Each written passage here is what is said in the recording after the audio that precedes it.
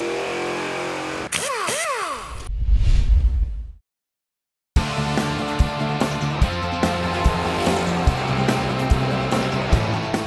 me here is our project called Wild E Coyote. Its goal is to run 10.25 miles while eclipsing 1G in the skid pad.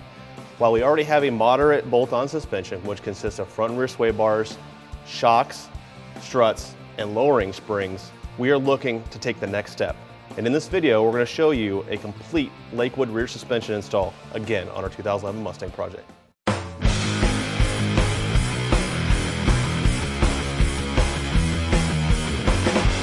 So regardless if you're road racing, autocrossing, or drag racing, upper and lower control arms are a must for any installation.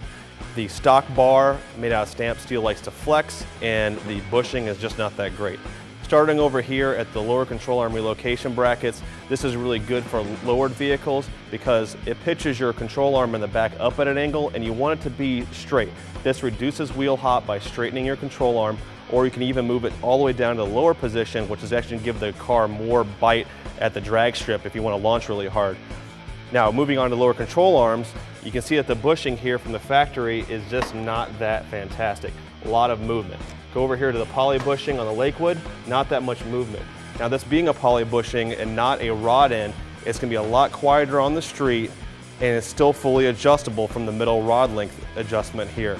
Now, same here for the upper control arm, but as you can see, this is an 05 to 10 upper control arm. The 2011 went to a larger bushing and a larger bolt, which is fine because we're using an 05 to 10 conversion bracket on this new upper control arm. Now, with all this in place, this is going to help increase traction both around the corners and at the straight line on the drag strip. So let's get it on the car.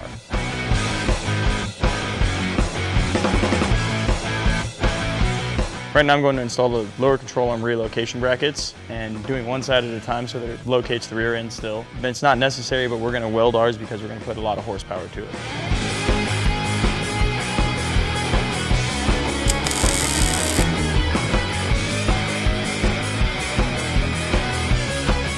On all of these control arms, they have grease fittings on them, and we have to pre-grease each one before we install it.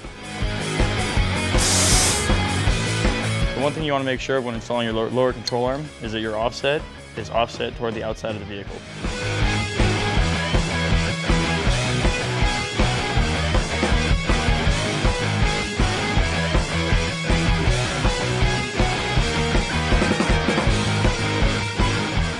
Now that we've installed all of our components, we're able to set our pinion angle, which is done at ride height with the weight of the vehicle on all 4 tires. Measuring your pinion angle is done by taking the rear end number and subtracting it from the drive shaft number. In our case, it's a -3 and a +1.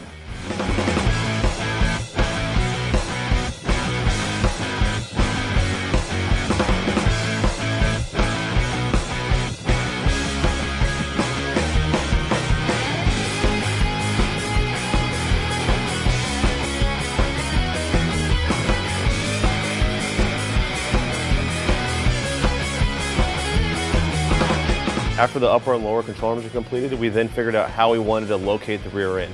We had a choice between a Watts link or a panhard, and we wanted to go with the panhard because it's very simple to use.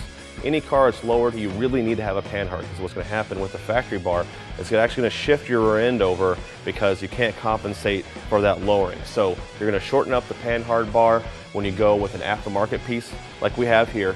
It's got a thicker tubular construction, and for the upper brace, it gets rid of that wobbly stamp piece and it goes into a nice tubular brace for the panhard brace. And as far as bushings, upgraded bushings on both ends to eliminate flex.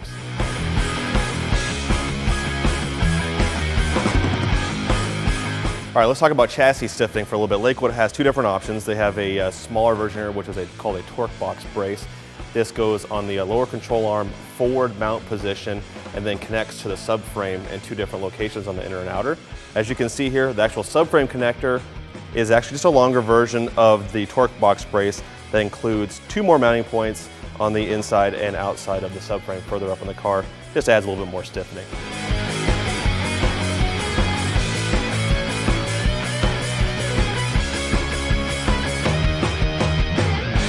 Now we've mocked up our subframe connectors, marked them, and I'm now ready to grind paint on them.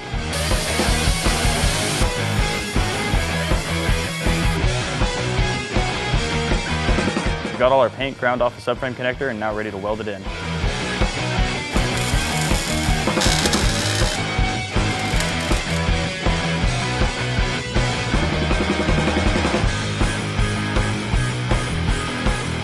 One of our last parts to install is our Driveshaft safety loop.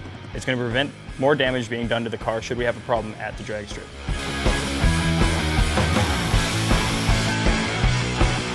So with any suspension install, we have to go take it and test it. So we're actually going to go to the NMCA Pomona race and see how this thing hooks up with the drag strip.